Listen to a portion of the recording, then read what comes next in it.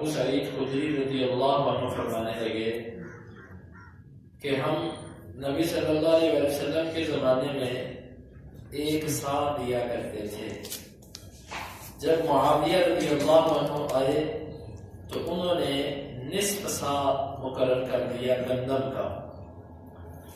سا کی مقدار بیان ہوئی، پھر اس کو سنیں، بار بار سننے سے یاد ہوتی ہے چیز.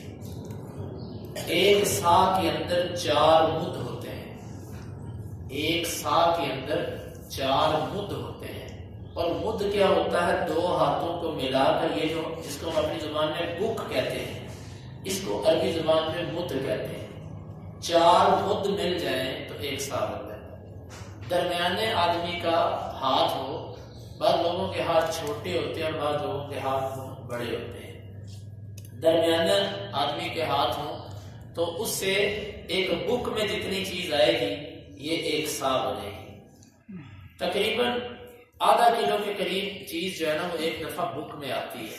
اسی لیے اہل علم نے کلو گرام کے اعتبار سے جو سا کی وزن نکالا ہے وہ بنتا تقریباً 2 کلو 170 گرام، یعنی کہ 2.25 کلو سے بھی کچھ کم بنتا ہے. یہ اس کی درست مقدار ہے. بعض لوگوں کی فقہ میں اور ان کے مذہب میں یہ ہے کہ وہ کہتے ہیں سا، ایک سا کے اندر 8 مد ہوتے ہیں. 4 نہیں 8 ہوتے ہیں، یعنی کہ ان کے رتل 8 ہوتے ہیں. اور وہ اس کے لیے اپنے عقلیات پیش کرتے ہیں. جبکہ امام ابو یوسف رحمہ اللہ جو کہ امام ابو حنیفہ کے شاگرد ہیں، ان کا واقعہ الدرایا والے نے ذکر کیا کہ وہ مدینہ تشریف لائے اور مدینے میں آ کر کہنے لگے کہ سا جو ہوتا ہے نا، سا یہ 8 رتل کا ہوتا ہے. تو وہاں پر مہاجرین اور انصار کی اولادیں بیٹھی ہوئی تھی. وہ اپنے گھروں میں گئے اور اپنی چادروں کے اندر اپنے دادوں کی دادیوں کی جو سا تھا نبی کے زمانے کا، جس سے وہ ماپ کر دیا کرتے تھے، وہ لے آئے. امام ابو یوسف کہتے ہیں کہ میں نے جب ان ساؤں کو دیکھا، سارے ان کی اولادوں کے پاس وہ سا تھا، میں نے اس کو ماپا تو مجھے حجازیوں کی بات درست معلوم ہوئی اور میں نے ابو حنیفہ رحمہ اللہ کے قول کو چھوڑ دیا اور میں نے حجازیوں کی بات کو پکڑ لیا. دیکھیں امام ابو حنیفہ رحمہ اللہ جہاں پر ان کی بات حدیث کے موافق ہوتی ہے ہم اس کو قبول کرتے ہیں. لہذا سا کے مسئلے میں ان کا موقف غلط ہے. اس میں حجازیوں کی بات درست ہے، مدینے میں رہنے والوں کی بات درست ہے. یہی موقف جمہور کا ہے اور یہی باقی سارے ائمہ کا ہے. صرف امام ابو حنیفہ رحمہ اللہ کا موقف ایک ہے. اب دوسرا مسئلہ کہ فطرانے میں گندم پوری ایک سا دی جائے گی یا آدھا سا، یعنی 2 کلو 170 گرام ہی دی جائے گی یا 1 کلو اور کچھ گرام. معاویہ رضی اللہ عنہ کہا کرتے تھے کہ گندم بہت مہنگی ہے. اس دور میں گندم عام نہیں تھی، شام سے آیا کرتی تھی. تو وہ کہا کرتے تھے اس کا آدھا سا بھی تم دے دو تو کافی ہو جائے گا. معاویہ رضی اللہ عنہ کے اس اجتہاد پر سوائے ابو موسیٰ اشعری کے اور کسی صحابی کا اختلاف نہیں ملتا. ابو موسیٰ اشعری رضی اللہ عنہ کہا تھا معاویہ کے اجتہاد کو میں نہیں مانتا، میں اللہ کے نبی صلی اللہ علیہ وسلم کے طریقے پر چلوں گا اور وہی کرتا رہوں. لیکن دیگر صحابہ کرام کیا ان سے مخالفت کرنا نہیں ملتا. اب ائمہ میں سے امام ابو حنیفہ رحمہ اللہ کا موقف یہ ہے کہ آدھا سا دیا جا سکتا ہے گندم میں سے. باقی ائمہ یہ کہتے ہیں کہ نہیں، پورا 1 سا دیا جائے. اب یہاں پر معاویہ رضی اللہ عنہ کے قول کے موافق ہے امام ابو حنیفہ کا فتویٰ. اس لیے ہم کہتے ہیں کہ اگر کوئی صحابی رسول کے اجتہاد کو لے لے، اس پر عمل کرنا چاہے جو صحابہ کے زمانے میں ہوتا رہا اور اس کی مخالفت نہیں کی گئی، تو یہاں پر ہم تائید کرتے ہیں کہ ٹھیک ہے، امام ابو حنیفہ رحمہ اللہ کے قول پر بھی اگر کوئی عمل کر لے تو ٹھیک ہے. لیکن یہ وقت کی بات ہے. اب گندم سب سے سستی ہے اور کھجور مہنگی ہے. اس وقت باقی چیزیں سستی تھیں اور گندم مہنگی تھی. اب صورتحال یہ ہے کہ گندم آپ کو ملے گی 30-35 روپے کلو اور کھجور، منقع اور میوہ اور یہ جو چیزیں ہیں پنیر، یہ آپ کو 100 روپیہ 150 200 یہاں تک کلو ملے گی، بڑا فرق ہے دونوں کے اندر۔ تو آج کے دور میں نصف سا پر عمل نہیں کرنا چاہیے، آج کے دور میں آدھا سا نہیں دیا جائے گا، پورا سا دیا جائے گا۔ وہ آپ کسی بھی چیز کا اگر نکالتے ہیں تو پورا سا دیا جائے گا۔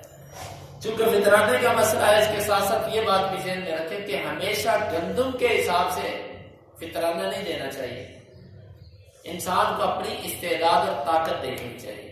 اب دیکھیں قربانی کا مسئلہ ہے، قربانی میں آپ ایک بکرا بھی ذبح کر دیں تو ہو جاتا ہے، لیکن قربانی میں کبھی آپ بکرا کرتے ہیں، کبھی آپ گائے کرتے ہیں، کبھی آپ اونٹ کرتے ہیں، کبھی کچھ بدل بدل کے کرتے ہیں۔ اسی طرح ساری زندگی فطرانہ بھی گندم کے حساب سے نہیں دے دینا چاہیے کہ بھئی آسان ہے 70-80 روپے بنتے ہیں بس پکڑاتے جاؤ اور جان چھڑاتے جاؤ۔ کبھی کبھار کھجور کے حساب سے آپ اپنا فطرانہ دیں کہ بھئی کھجور کے حساب سے کتنا بنتا ہے، 400-500 روپے بن جاتا ہے، وہ دیں۔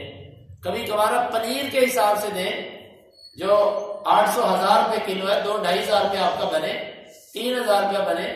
کبھی کبھار میلے کے ریٹ پر آپ دیں جو 1000 روپے کے قریب بنتا ہے، منقے کے حساب سے آپ دیں، بدل بدل کے دینا چاہیے۔ مزدور آدمی تو ظاہر بات ہے وہ تو گندم سے اوپر نہیں جا سکتا، لیکن جن کو اللہ تعالیٰ نے دیا ہوا ہے، جو اونٹوں کی قربانیاں کرنے والے ہیں، جو گائیوں کی قربانیاں کرنے والے ہیں، ان کو بھی چاہیے کہ فطرانے کے مسئلے میں بھی وہ باقی چیزوں کو دیکھیں، خالی ساری زندگی وہ گندم پر ہی نہ رہے۔ اس لیے فطرانہ آپ جس چیز کو بہتر سمجھیں، جو اگر اللہ تعالیٰ کا دیا ہوا ہے تو آپ چاول کے حساب سے نکالیں، آپ کھجور کے حساب سے، جو چیز آپ کے پاس بہتر ہے، میسر ہے، آپ اس حساب سے فطرانہ نکال سکتے ہیں۔ باب الصدقۃ قبل العید، یہ فطرانہ عید سے پہلے ادا کرنا ہے۔ اگر کسی بندے نے عید کے بعد فطرانہ دیا تو اس کا فطرانہ نہیں ہے، وہ عام صدقوں کی طرح ایک صدقہ ہے جس کا اس کو اجر ضرور ملے گا، لیکن فطرانہ ادا نہیں ہوگا۔ فطرانے اور عام صدقے میں فرق یہ ہے کہ فطرانہ فرض ہے، جس طرح زکوٰۃ دینا فرض ہے اس طرح فطرانہ بھی فرض ہے۔ لیکن یہ بات ہم نے شروع میں بتلا دی تھی کہ فطرانے کے لیے نصاب ہونا ضروری نہیں ہے۔ بعض لوگوں کی فقہ کا مسئلہ نہیں، فطرانہ وہ جس کے پاس جو نصاب والا ہے، صاحب نصاب ہے، یہ بات غلط ہے، ان کی اپنی بنائی ہوئی ہے، اس پر کوئی دلیل نہیں ہے ان کے پاس۔ تو امام بخاری کہتے ہیں ہمیں بیان کیا آدم نے، وہ کہتے ہیں ہمیں بیان کیا حفص بن میسرہ نے، وہ کہتے ہیں مجھے بیان کیا موسیٰ بن عقبہ نے، نافع سے، ابن عمر رضی اللہ عنہ سے کہ بے شک نبی صلی اللہ علیہ وسلم نے امر بزکوٰۃ الفطر قبل خروج الناس الی الصلاۃ، آپ نے حکم دیا فطرانہ ادا کرنے کا لوگوں کے نماز کی طرف نکلنے سے پہلے، اس سے پہلے فطرانہ ادا کر دیا جائے۔ اور اسی طرح امام بخاری کہتے ہیں ہمیں بیان کیا معاذ بن فضالہ نے، وہ کہتے ہیں ہمیں بیان کیا ابو عمر نے زید سے، وہ عیاض بن عبداللہ بن سعد سے، وہ ابو سعید الخدری رضی اللہ عنہ سے، وہ کہتے ہیں کننا نخرج فی عہد رسول اللہ صلی اللہ علیہ وسلم یوم الفطر صاع من طعام، ہم نبی صلی اللہ علیہ وسلم کے زمانے میں عید الفطر کے دن 1 صاع نکالا کرتے تھے کھانے سے۔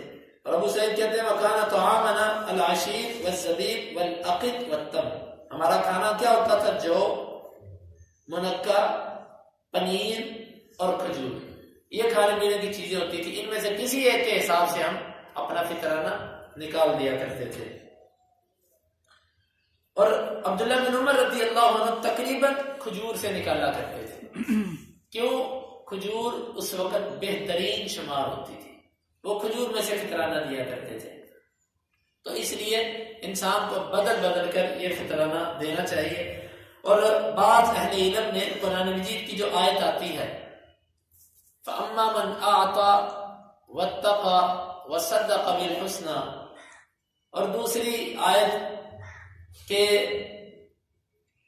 جس نے اللہ کے راستے میں دیا اور نماز پڑھی، اس نے اپنا تزکیہ کیا، وہ کہا کرتے تھے یہ فطرانے کے بارے میں، یعنی کہ فطرانے میں فطرانے کے ادا پہلے کر دیا جائے اور بعد میں عید کی نماز پڑھی جائے، وہ اس آیت کو بھی یہاں پر اس موقع پر فٹ کرتے تھے۔ باب صدقۃ الفطر علی الحر والمملوک، فطرانہ آزاد بھی ادا کرے گا اور غلام بھی ادا کرے گا، لیکن غلاموں کے بارے میں فرق یاد رکھیں کہ پہلے یہ ہوتا تھا کہ غلاموں کی بھی منڈیاں لگا کرتی تھی، غلام بھی بکا کرتے تھے مارکیٹوں میں، جو تجارت کے لیے غلام آتے تھے ان پر فطرانہ نہیں ہوتا تھا مالک کے ذریعے، مالک نے ان کی صرف اور صرف زکوٰۃ ادا کرنی ہے ان کی آمدنی پر. لیکن بعض لوگوں کی فقہ میں یہ لکھا ہوا کہ جو تجارت کے لیے غلام ہو ان پر بھی فطرانہ ادا کرنا ہے. امام بخاری رحمہ اللہ ضمناً ان لوگوں پر رد بھی کر رہے ہیں، اور یہ باب حالانکہ پہلے وہ قائم بھی کر چکے ہیں، دوبارہ اس مسئلے کو اجاگر کر رہے ہیں. پیچھے بھی مسئلہ واضح کر آئے تھے کہ غلاموں میں سے صرف مسلمان کا فطرانہ دیا جائے گا، اور غلاموں میں سے اس غلام کا فطرانہ دیا جائے گا جو آپ کی خدمت کے لیے ہے، تجارت کے لیے نہیں. اگر کوئی غلام آپ نے تجارت کے لیے رکھا ہوا ہے تو اس کا فطرانہ آپ نے نہیں دینا، صرف اس میں سے زکوٰۃ دینی ہے، کیونکہ ایک مال پر دو زکاتیں نہیں ہوتی. جس کی زکوٰۃ ہے اس کا فطرانہ نہیں ہے، جس کا فطرانہ ہے اس کی زکوٰۃ نہیں ہے. ایک مال سے ایک سال میں دو زکاتیں نہیں دی جا سکتی. اگر ایک ہی مال پر زکوٰۃ بھی ڈالیں، فطرانہ بھی ڈالیں، تو ایک سال میں ایک مال پر دو زکاتیں ہیں، جو کہ ٹھیک نہیں ہے. تو زہری کہتے ہیں فی المملوکین للتجارتی یزکا فی التجارتی ویزکا فی الفطر. امام زہری رحمہ اللہ کہتے ہیں کہ وہ غلام کہ جو تجارت کے لیے ہیں، یزکا فی التجارتی، ان کے لیے ان کے مالوں کے اندر جب زکوٰۃ نکالی جائے گی آمدنی کے اعتبار سے ایک سال بعد، تو اس میں ادا کر دیا جائے گا، زکوٰۃ دی جائے گی ان غلاموں کی. وَيُزَكَّى فِي الْفِطْر، اور جب عید الفطر آئے ان غلاموں میں سے فطرانہ بھی ادا کر دیا جائے گا. یہ امام زہری کا موقف، جبکہ احادیث میں ایسا نہیں ملتا. احادیث میں اس غلام کی فطرانہ دینے کا ذکر ہے جو غلام آپ کی خدمت کے لیے ہے. امام بخاری کہتے ہیں ہمیں بیان کیا ابو نعمان نے، وہ کہتے ہیں ہمیں بیان کیا حماد بن زید نے، وہ کہتے ہیں ہمیں بیان کیا ایوب نے نافع سے، وہ ابن عمر رضی اللہ عنہما سے. وہ کہتے ہیں کہ نبی صلی اللہ علیہ وسلم نے فرض صدقۃ الفطر، آپ نے فطرانہ فرض کیا، او قال رمضان، یا یہ کہا کہ رمضان کا صدقہ فرض کیا. الذکر والانثى والحر والمملوک، غلام پر اور آزاد پر، مذکر پر، مؤنث پر، ایک سا کھجور میں سے، ایک سا جو میں سے. فعدل الناس به نصف ساع، لوگوں نے اس کو بدل دیا آدھے سا کی طرف، من بر، گندم میں سے. فکان ابن عمر یعطی التمر، عبداللہ بن عمر کھجور دیا کرتے تھے. فاعوذ اہل المدینہ من التمر، ایک دفعہ مدینہ میں کھجور کی تنگی آ گئی. فاعطى شعیرا، انہوں نے جو اس سال فطرانے میں ادا کیے. فکان ابن عمر یعطی عن الصغیر والکبیر، عبداللہ بن عمر چھوٹے سے بھی فطرانہ دیا کرتے تھے، بڑے کی طرف سے بھی ادا کیا کرتے تھے. حتی ان کان یعطی عن بنی، یہاں تک کہ وہ اپنے بیٹوں سے بھی فطرانہ ادا کیا کرتے تھے. وکان ابن عمر رضی اللہ عنہما یعطیہ ما للذین یقبلونہ، عبداللہ بن عمر یہ فطرانہ ان کو دیا کرتے تھے جس کو قبول کرتے تھے.